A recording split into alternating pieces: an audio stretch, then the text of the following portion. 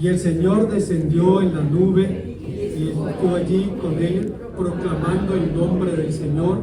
Y pasando el Señor delante de él, clamó: Señor, Señor, fuerte, misericordioso, piadoso, tardo para la ira, grande en misericordia y verdad, que guardas misericordia a millares, y que perdona la iniquidad, la rebelión y el pecado, y que de ningún modo tendrás por inocente al malvado, que visita la iniquidad de los padres sobre los hijos, hasta la tercera y cuarta generación. Tomen sus lugares, hermanos, por favor. El libro de los Hechos de los Apóstoles narra un incidente muy curioso ocurrido en la ciudad de Listra de Licaonia. En ese lugar, tras obrar un milagro de sanidad en favor de un cojo, Pablo y Bernabé fueron vistos, entre comillas, como dioses en forma humana, ante el delirio de una multitud que pretendía ofrecerle sacrificios, y con un valor que rayaba casi en lo suicida, Pablo se enfrentó a la multitud y dijo: varones, ¿por qué hacéis esto? Nosotros también somos hombres semejantes a vosotros, que os anunciamos que de estas vanidades os convirtáis al Dios vivo, que hizo el cielo, la tierra y lo que en ellos hay. En las edades pasadas él ha dejado a las gentes andar según sus propios caminos, pero nunca ha dejado al mundo sin testimonio de sí. En otras palabras, Pablo daba fe del hecho de que Dios se ha revelado de forma muy general por medio de la creación, aunque siendo sinceros, esta revelación es limitada, pues aunque cuenta la gloria del Creador, no nos dice cuál es su carácter, su naturaleza o sus propósitos. Pero esta no es una convicción exclusivamente de Pablo. 1000 años antes de Pablo, el salmista David había llegado a la misma conclusión en el Salmo 19, razón por la cual los pensadores cristianos intentaron tipificar las perfecciones de Dios, entendiendo que necesitaban agruparlas en categorías accesibles, comprensibles para la mayoría de los creyentes. Esto dio lugar a varios modelos de integración, cada uno desarrollado en el propio marco de su tradición. ¿Existe algún modelo adecuado para que los cristianos evangélicos podamos resumir los atributos de Dios? Veamos, hermanos, las respuestas que el texto nos ofrece. Antes de pensar, hermanos, en las enseñanzas de este pasaje, debemos contextualizarlo. La palabra de nuestro Dios nos habla del incidente del becerro de oro. Después de estar Moisés 40 días en el monte hablando con Dios, el pueblo convocó a Aarón su hermano y le dijo: haznos dioses que vayan delante de nosotros. Y Aarón no solamente fue dócil, sino también creativo. No solamente obedeció la voz del pueblo, sino que les pidió alhajas de oro, y seguramente hizo un becerro de madera forrado con una lámina de oro que después fue quemado, y cuando terminó el trabajo dijo al pueblo de Israel: Israel, estos son tus dioses que te sacaron de la tierra de Egipto. Esto provocó la ira divina. Si usted recuerda, Moisés estaba en el monte y Josué con él, y Josué le dice que hay clamor en el campamento, y Moisés le dice: no es clamor de guerra ni de ataque. Y cuando bajan, dicen, el pueblo se puso a jugar. El verbo jugar aquí puede tener también una connotación sexual, de donde era un aquelarre, era una orgía desenfrenada, que al llegar Moisés y presenciar esto, dice la Biblia, rompió las tablas de la ley delante del pueblo. No fue un berrinche, no fue un ataque de irritación, fue un mensaje gráfico a través del cual le dijo al pueblo que habían quebrantado el pacto que Dios había hecho con ellos, y Dios le dice a Moisés que se dispongan para lo que va a suceder, porque a partir de ese momento van a caminar solos. En las relaciones sentimentales, cuando una persona le dice a la otra: ya no te quiero, no quiero vivir contigo, debe ser una de las experiencias más terribles que un ser humano puede vivir.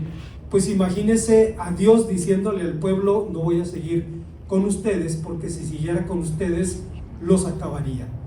Y esto, hermanos, hace que el pueblo de pronto asuma una conciencia de su culpa, y tienen que ver partir una vez más a Moisés a la presencia de Dios para clamar por misericordia por el pueblo.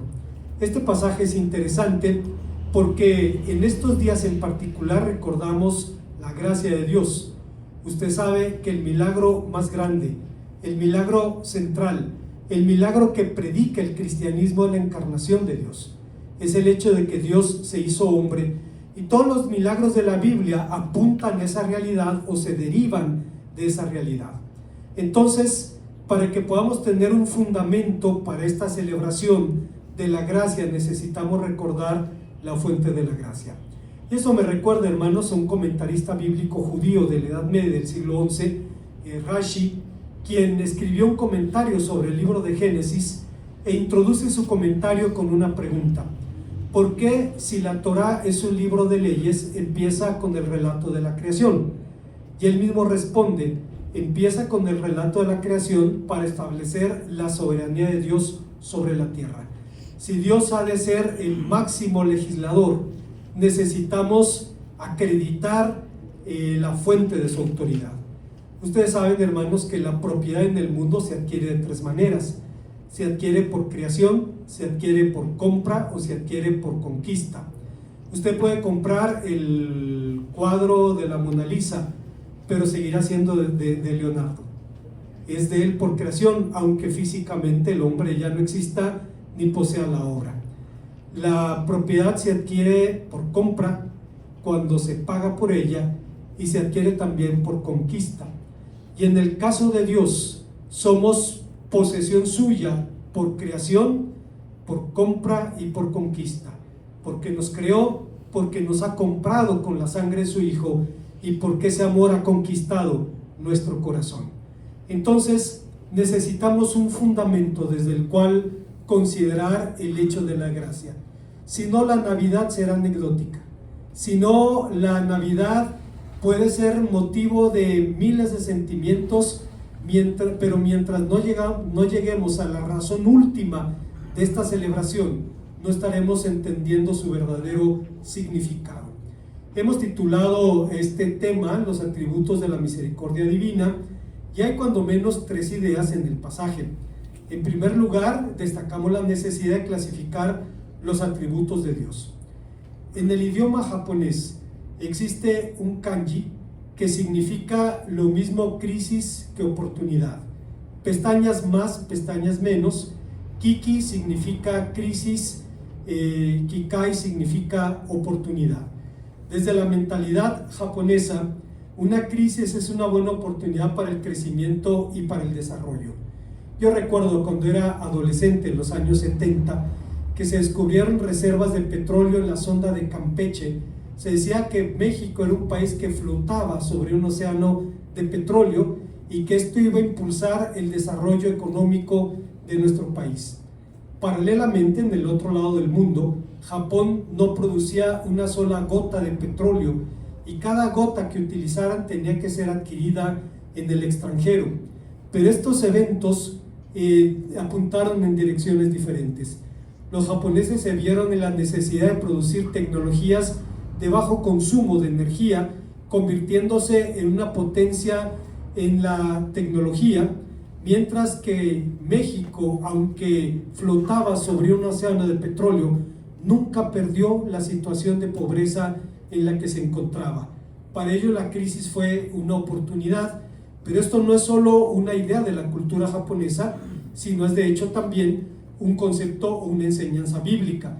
¿Acaso no dice las Escrituras que a los que aman a Dios todas las cosas les ayudan para bien? Dice Pablo en Romanos 8:28. A la luz del relato del texto, la crisis del becerro de oro trajo aparejada la oportunidad que tanto el pueblo de Israel como el resto de la humanidad recibiríamos, y era de poder conocer mejor a nuestro Dios, especialmente en ese atributo de su carácter que tanto agradecemos, en su gracia. Es claro que la revelación que Moisés recibió no tenía como propósito enriquecer el vocabulario teológico de Moisés, no tenía como propósito darle nuevas definiciones doctrinales, tenía un propósito más importante: normar la fe y la vida del pueblo. Por esa razón, en el mundo judío se dice que la base de la oración son los 13 atributos de la misericordia divina, pues aunque la oración es esencialmente emocional y espiritual, tiene también un fundamento doctrinal y es el propio carácter de Dios. Es cierto, hermanos, que la oración es espiritual y emocional. Hay momentos de crisis en los que queremos bajar a Dios del cielo. Queremos que esté aquí, que responda a nuestro ruego. Hay momentos en los que podemos decir como el salmista en el Salmo 18, te amo, oh Señor, roca mía, fortaleza mía. Hay momentos en los que usted puede expresar su dolor, su tristeza, su necesidad o su gozo. Es emocional y espiritual en su naturaleza, pero también es doctrinal en su fundamento. Se fundamenta en el carácter de Dios. Obviamente, la revelación divina representa un eterno desafío para los estudiosos que tienen que enfrentar un dilema ineludible: o limitarse al vocabulario bíblico cuando lo hay, o acuñar ideas o conceptos aunque no se encuentren en la Escritura. Los judíos optaron por la primera alternativa, motivo por el cual se dice que el judaísmo es una religión sin teología. Si usted va a una librería cristiana, católica o evangélica y busca un libro de doctrina cristiana, le van a ofrecer desde el catecismo de Ratzinger hasta algún libro de doctrina o un manual de teología donde pueda hablar de la doctrina cristiana. Pero si usted va a una librería judía y busca un libro de doctrina judía, no lo va a encontrar. Esos libros no existen, ellos no los escriben, ellos no elaboran como nosotros doctrinas bíblicas o definiciones teológicas. Nunca los rabinos explicaron conceptos como la inspiración, la revelación, la inerrancia de las escrituras. Simplemente partieron de estos supuestos. Fieles a su propia tradición, los rabinos comunican sus enseñanzas por medio de narraciones y de parábolas de las que se desprende exégesis, es decir, interpretación, folclore, alegorías, etc. Y con ellos buscan responder las interrogantes de la existencia humana. Por su parte, el cristianismo siguió un camino diferente y el primer pensador que propuso un modelo para clasificar los atributos de Dios fue Clemente de Alejandría. Él decía que los atributos de Dios eran dos, eran los atributos negativos y los atributos positivos. Los atributos negativos iban precedidos del prefijo in, inmortal, invisible, incomprensible, etc. Mientras que los atributos positivos eran los que destacaban los rasgos más eminentes de su ser. El Señor es el más santo, el más sabio, el más misericordioso, etc. Sin embargo, decir que Dios tiene un atributo negativo resulta chocante, porque Dios no tiene nada negativo en su ser. Dios es la culminación de la perfección. ¿Cómo pensar en Dios en términos negativos? Razón por la cual se propusieron otros modelos, y ante la pregunta de si existe uno que pueda de manera simple clasificar los atributos de Dios, tenemos el del pensamiento reformado, que dice los atributos de Dios son de dos categorías: atributos comunicables y atributos incomunicables. Vamos a hablar de ellos en un momento. Esto nos lleva a la segunda idea del pasaje. El texto nos habla de los atributos incomunicables de Dios. Principiando por las definiciones, si un atributo es una cualidad o característica propia de una persona o una cosa, entonces es un elemento inherente de la naturaleza y del ser del poseedor. Los atributos incomunicables son aquellas cualidades que pertenecen a Dios de modo exclusivo e intransferible, y entre ellos se encuentran su eternidad y su inmutabilidad. Regresando a nuestro relato, el texto dice que una vez que Moisés estuvo protegido en la hendidura de la roca, usted recordará, Moisés clama a Dios por la misericordia, le pide a Dios que le indique quién va a estar con él, y salta cuando le dice: muéstrame tu rostro. Dios le dice: no podrás ver mi rostro porque ningún hombre puede verlo y vivir, pero haré pasar mi gloria delante de ti. Lo ubica en una hendidura de una roca, pone su mano sobre él, y dice el texto sagrado: y el Señor descendió de la nube y estuvo allí con él proclamando su nombre, y pasando delante de él proclamó: Señor, Señor. Esto significa que el primer atributo del ser de Dios es su existencia eterna. Este atributo es expresado en su propio nombre, un nombre proclamado 2 veces ante Moisés, que significa el que es.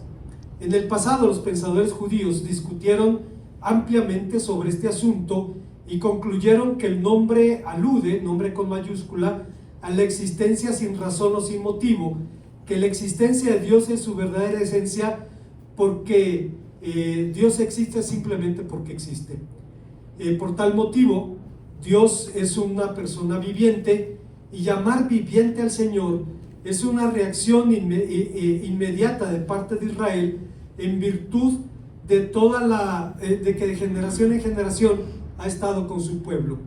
Pero aún Dios apela a ese nombre cuando quiere confirmar una promesa o retiene una amenaza, y alude de su propia existencia diciendo: vivo yo, dice el Señor. Números 14:28.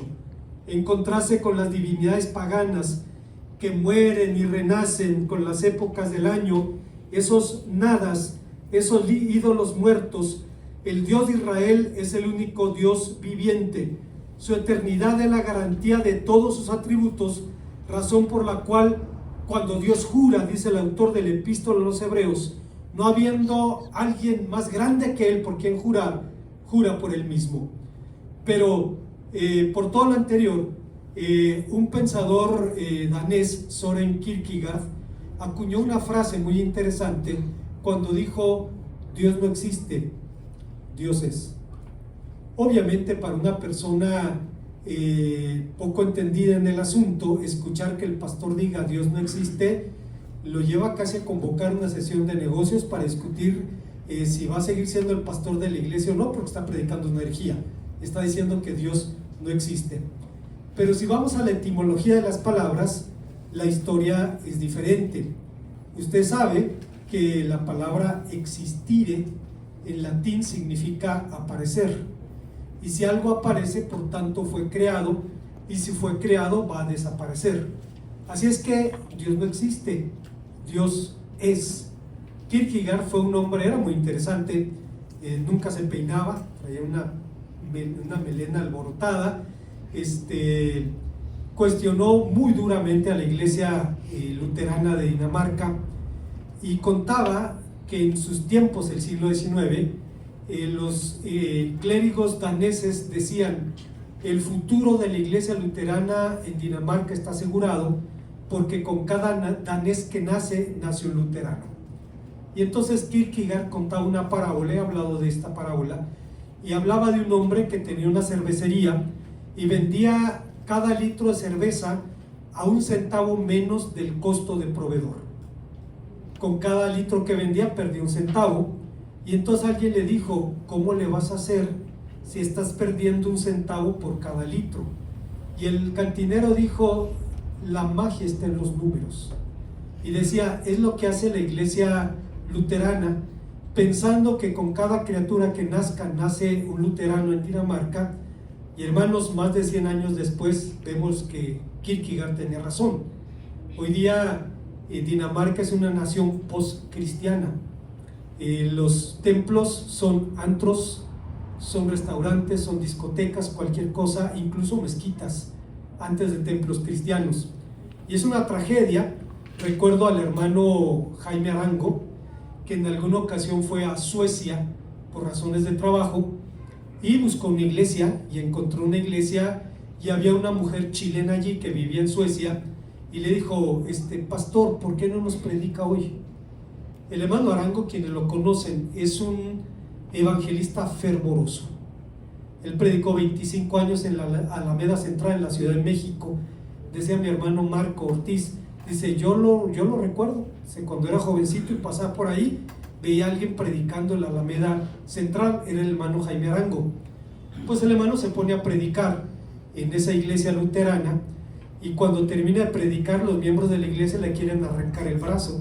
Dice él, no sé el idioma.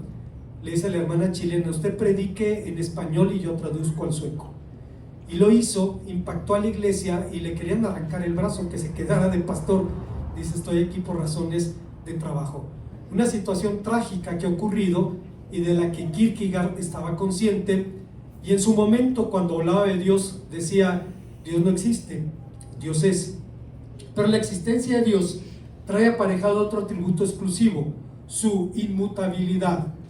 Esto significa, en pocas palabras, que Dios no cambia. Y por esa razón, aunque la respuesta que Moisés recibió a su pregunta sobre el nombre de Dios, yo resultaré ser lo que resultaré ser, no es del todo incorrecta, como traduce la Reina Valera 60 cuando traduce Éxodo 3:14, yo soy el que soy. Sin embargo, tiene un significado más profundo. Reina Valera 60 dice, yo soy el que soy, y no es incorrecto desde el punto de vista teológico. Dios es quien es y no se parece a nadie. Pero gramaticalmente Dios no dijo eso. Dios le dijo a Moisés, Ejye, Asher, Ejye, yo resultaré ser el que resultaré ser. ¿Qué está pasando aquí? Moisés presenta, si mal no recuerdo, 7 objeciones. No sé hablar, mi hermano habla mejor que yo, no sé ni cómo te llamas. Y Dios le dice, yo resultaré ser el que resultaré ser. Le dice, dile a Israel, dile al faraón, y sabe tú que me van a conocer. Y claro que lo conocimos, por sus hechos poderosos, por su mano fuerte, por su brazo extendido, salvando de esa manera a su pueblo. Hablando sobre este texto en particular, un pensador judío de la Edad Media, judío español, Maimónides, decía, sería inaceptable que los judíos y sobre todo los ancianos de la nación dudasen de Dios, cuál era su nombre. Dice, el asunto tenía que ver con el problema que representaba la interacción de Dios con el hombre, si los protegería como lo había hecho en el tiempo de los patriarcas con medios naturales o por medio de milagros.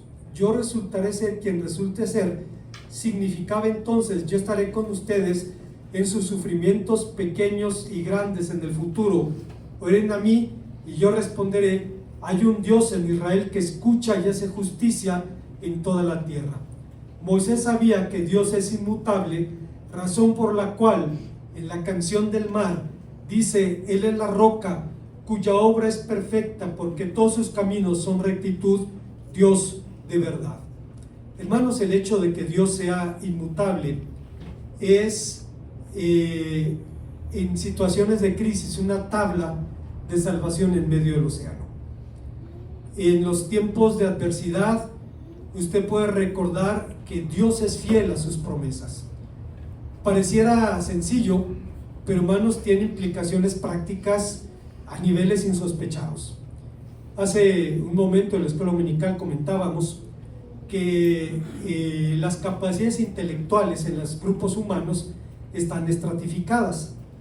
La mayoría estamos en medio, y de ahí hay quien está más arriba hasta que llega el genio, y más abajo hasta que llega el idiota, que es el nombre que se utiliza para hablar de aquel que está al límite de sus capacidades. Y algo similar sucede con los problemas de salud mental, un 2% de la población, pero hay un grupo humano que rebasa por 4 la media mundial, son los testigos de Jehová. Tienen un 8% de problemas de salud mental, debido a 2 cosas. Primero, la endogamia. Uno medio se casa con una media, la criatura le sale completa. Y la otra, la inconsistencia teológica. Una familia tiene problemas renales congénitos y van con los ancianos y preguntan, ¿debe recibir un trasplante? No, Jehová no quiere, y la criatura se muere. A los 4 años su hermanito está en la misma situación y van y preguntan a los ancianos, Jehová sí quiere. Imagínese usted un Dios que hoy le dice que sí y mañana le dice que no. Nuestra última línea de defensa en términos de cordura es saber que Dios no cambia, saber que sigue siendo el mismo ayer, hoy y por los siglos. Y recuerdo a R.C. Sproul en una reflexión titulada La noche oscura del alma. Es un documento que usted puede buscar allá en internet y vale la pena leerlo. Y R.C. Sproul dice que esta certidumbre lleva al cristiano a poder tener tribulación en la cabeza y paz en el corazón. Tener luchas en la cabeza por lo que usted quiera, por sus relaciones, por el dinero, por el presente, por el futuro, por lo que usted quiera, pero paz en el corazón, porque sé que Dios está en el control y sé que Dios está conmigo. Moisés sabía que Dios era inmutable y por eso lo expresó en la canción del mar. El término que nuestra versión traduce como verdad, aquí en la canción Dios de verdad, significa certeza, fidelidad, y de ahí viene la palabra amén, que significa así es. Pero no solo para Moisés, incluso para un hombre perverso como Balaam, aquel profeta que quería desviar los caminos de Israel, Dios es inmutable. Él dijo en Números 23:19, Dios no es hombre para que mienta, ni hijo de hombre para que se arrepienta. Hay una tercera y última enseñanza que encontramos en el pasaje. Después de pensar en la clasificación de los atributos de Dios, en los atributos incomunicables, el texto nos habla de sus atributos comunicables. Martín Lutero llamaba este texto el sermón del nombre de Dios. Y lo llamaba así porque el texto no dice que Moisés haya visto nada. Le pidió, muéstrame tu rostro, quería verlo, pero no lo vio. Moisés no vio nada. Moisés oyó. Y las primeras palabras de su discurso hicieron que Moisés inclinara el rostro y adorara a nuestro Dios. En la historia cristiana, algunos predicadores y sus sermones siguen siendo recordados a pesar del paso de los siglos y después del impacto que produjeron a la generación que los escuchó por primera vez y a las siguientes generaciones. ¿Cómo olvidar el sermón del monte del Señor Jesús? ¿Cómo olvidar los sermones de Pedro, de Pablo, de Esteban? Años después de predicarlos, siguen resonando en la conciencia cristiana los sermones de Juan Crisóstomo. Crisóstomo era un apodo, el boca de oro, y él predicaba sus mejores sermones a las 6 de la mañana. Cuando la iglesia fiel, cuando los que se levantaban antes del amanecer estaban dispuestos a escuchar la palabra, él servía su mejor banquete, sus mejores sermones.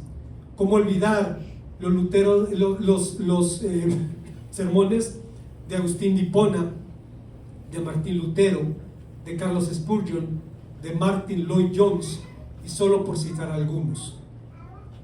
Agustín de Hipona escribió un comentario a los Salmos, comentó todos los Salmos y dejó el 119 al último, porque decía Agustín, le tenía miedo al Salmo 119.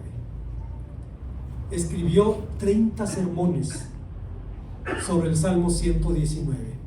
Si usted quiere leerlos, busque una página, se llama Agustinus, y ahí está todo lo que Agustín escribió en español. Usted puede descargar las obras que quiera y puede gozarse y enriquecer su vida leyéndolos. Bueno, podemos recordar todos estos grandes predicadores, Martin Lloyd Jones, el siglo pasado, pero en este relato estamos ante uno de los sermones más hermosos e importantes de la historia de la humanidad. No lo predicó Moisés ni hombre alguno, lo predicó el Señor de la gloria, lo predicó Dios mismo, y no lo predicó en alguna de las grandes catedrales hechas de mano de hombre, no lo predicó en Hagia Sofía o en la Basílica de San Pedro, o en la Abadía de Westminster, o en el Tabernáculo de Londres. Lo predicó bajo la cúpula de su cielo y con el monte Sinaí como púlpito. Este discurso, sin embargo, tenía por auditorio a un solo hombre, a Moisés, que escuchó ese discurso. En él reveló a Moisés su naturaleza más íntima. Le enseñó que él es amor, pero esa clase de amor en el que la gracia, la misericordia y la fidelidad se unen a la santidad y a la justicia. Le enseñó que como el más amoroso, el más fiel, el Señor también es el más misericordioso, perdonando la iniquidad, pero no deja al pecador sin castigo. Y que si bien visita la maldad de los padres sobre los hijos hasta la tercera y cuarta generación, también es misericordioso a 1000 generaciones de los que le temen. Debo decir algo, hermanos. Hay movimientos evangélicos donde se inventaron una doctrina de las maldiciones heredadas. A la mamá la violaron, a la hija la van a violar y a la nieta la van a violar porque heredaron una maldición. ¿Dónde está en la Biblia? Ahí está. Maldigo hasta la tercera y cuarta generación. Momento. No es el sentido del texto. Para ser una doctrina tendría que estar sustentado en la analogía de las Escrituras, es decir, el mensaje global de la Biblia. Nunca se vuelve a hablar de eso. De lo que en términos prácticos habla es que si usted viene de una familia de adicciones, de abuso, de golpes, de malos tratos, posiblemente repita el patrón a menos que Cristo le salga al encuentro. Y cuando nos sale al encuentro cambia la cosa. Y entonces uno decide que no va a repetir ese patrón. Hay personas que pueden cargar con el estigma del padre, del abuelo, de contextos de violencia, de abuso, de alcohol, qué sé yo, pero no es el sentido del pasaje. De lo que sí es clara la Biblia es de la promesa en la que dice que Dios hace misericordia hasta 1000 generaciones de los que le temen.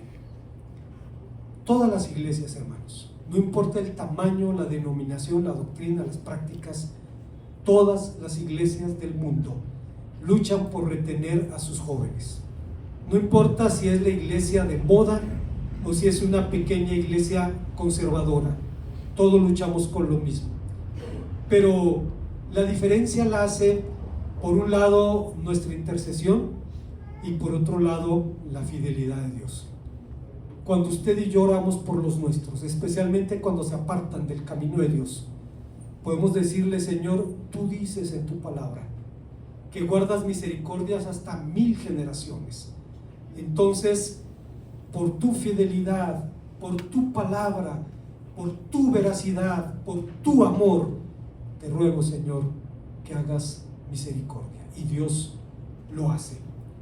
Bueno, fuera de eso, hermanos,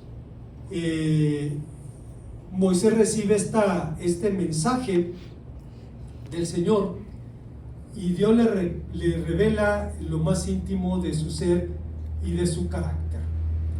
En su furor, el Señor había mostrado ante su pueblo como el que visita el pecado y hace misericordia, Éxodo 25. Pero ahora, 34:6, se muestra como el que hace misericordia y después viene el juicio. Pero si el nombre de Dios contiene los dos primeros atributos divinos, su eternidad y su inmutabilidad, ¿cuáles son los 11 restantes? Son su misericordia, bondad, fidelidad, generosidad, indulgencia, confiabilidad, el amor, el perdón a la transgresión, el perdón a la rebelión, el perdón al descuido y la absolución. Esto no es una lista de ideales difusos. Es la conducta que todo hombre debe esforzarse en imitar. Un rabino del siglo XVI, Moisés Cordoveo, judeo español también, decía que los 13 atributos del carácter divino no son material para la repetición solamente, sino más bien para reproducirlos en nuestro estilo de vida. ¿Cuál es el resultado de esta experiencia? Moisés había pedido ver la gloria de Dios, cosa que no le fue concedida, pero vio sus espaldas, entre comillas. Es decir, aceptó este discurso como una respuesta, pues inclinó su rostro en adoración. Se dice con toda razón que la base doctrinal de la oración son los atributos de la misericordia divina, y con ellos a la vista, Moisés procedió a orar suplicando la restauración del pacto. Dios hace un despliegue de su carácter y Moisés le toma la palabra. Con esos atributos a la vista le dice: si ahora, Señor, he hallado gracia ante tus ojos, vaya ahora el Señor en medio de nosotros y perdona nuestra iniquidad y nuestro pecado y tómanos por tu heredad. Y la respuesta divina no se hizo esperar. Mira, yo hago pacto delante de todo el pueblo y haré maravillas como no han sido hechas en toda la tierra ni en nación alguna, y verán todos los pueblos en medio del cual estás la obra que el Señor hará, cosa tremenda que yo haré contigo. En otras palabras, Dios le dice a Moisés que va a renovar el pacto y va a cumplir con sus propósitos. Como conclusión, don Santiago Crane, yo no tuve la bendición de conocerlo, mi esposa sí, de hecho fue profesor de mi suegro en el seminario. Don Santiago, un formador de predicadores en América Latina, solía decir que hay momentos en los que los predicadores tenemos la sensación de que de las páginas de la Biblia sale una mano, nos toma del cuello y nos dice: no te soltaré hasta que me prediques. Predicar esos pasajes puede tomarnos días, semanas, meses o incluso años. En alguna ocasión don Santiago estuvo en un culto donde un predicador joven predicó uno de sus sermones. Y se acercó el joven predicador y le dijo: lo felicito, ¿cuánto tiempo le tomó escribir ese sermón? 8 días, hermano. Lo felicito, a mí me tomó 20 años. El mismo sermón dice, me tomó 20 años. Hay pasajes, hermanos, que nos toman del cuello y nos dicen: no te soltaré hasta que me prediques.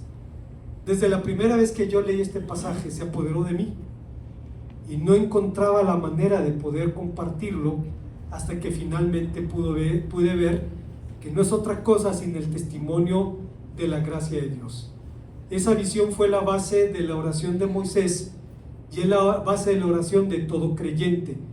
La oración se fundamenta en la perfección del carácter de Dios y tiene como sello de garantía su inmutabilidad.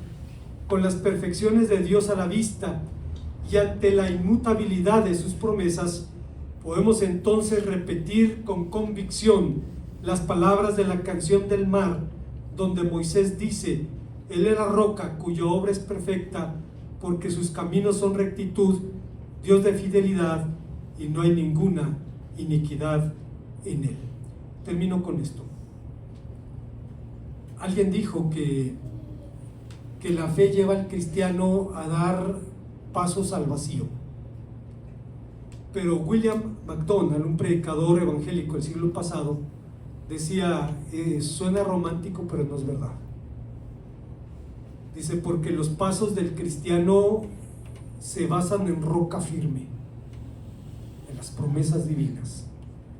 Si algo ha prometido Dios, es tan cierto como si ya hubiera ocurrido, porque Dios lo promete. Cuando luchaba, hermanos, con el llamamiento al ministerio, y es una experiencia singular porque se apodera de nuestro corazón. Y luego ocurre algo curioso, la gente empieza a preguntarle: ¿no has pensado en ser pastor? Y uno se pregunta: ¿dónde tengo el letrero que diga que quiero ser pastor? Y ve uno que Dios va confirmando. Y en esa lucha hablé con el hermano Guillermo Hayes, un misionero de los bautistas del sur, en la comarca lagunera. Está con el Señor ahora el hermano Hayes. Le pregunté cómo puede estar totalmente seguro de que Dios quiere que vaya al ministerio. Y él me dijo, es que no vas a estar seguro hasta que des el siguiente paso. Humanamente hablando parece un paso al vacío, pero cuando usted da ese paso, va a roca firme, basada en las promesas que están garantizadas por la eternidad y la inmutabilidad de Dios. ¿Qué motivo de oración tiene usted, hermano, hermana? Por el que ha orado meses o tal vez incluso años. Debe recordar, la base de la oración es la misericordia de Dios. Cuando Moisés vio el despliegue de los atributos de la misericordia de Dios, le arrancó el brazo, le tomó la mano, le tomó la palabra y le dice a Dios, si ha hallado gracia delante de tus ojos, renueve el pacto de tu pueblo. Y Dios le dice con gozo, mira, he renovado el pacto y haré cosas grandes que nunca se han visto en medio de ustedes. Dios tiene su tiempo, hermano, hermana, para responder a nuestra oración. Responde sí, responde no, responde todavía no, pero Dios escucha todas las oraciones. Puede responder de manera diferente, pero Dios las escucha todas. Las sabe antes de que salgan de nuestra boca.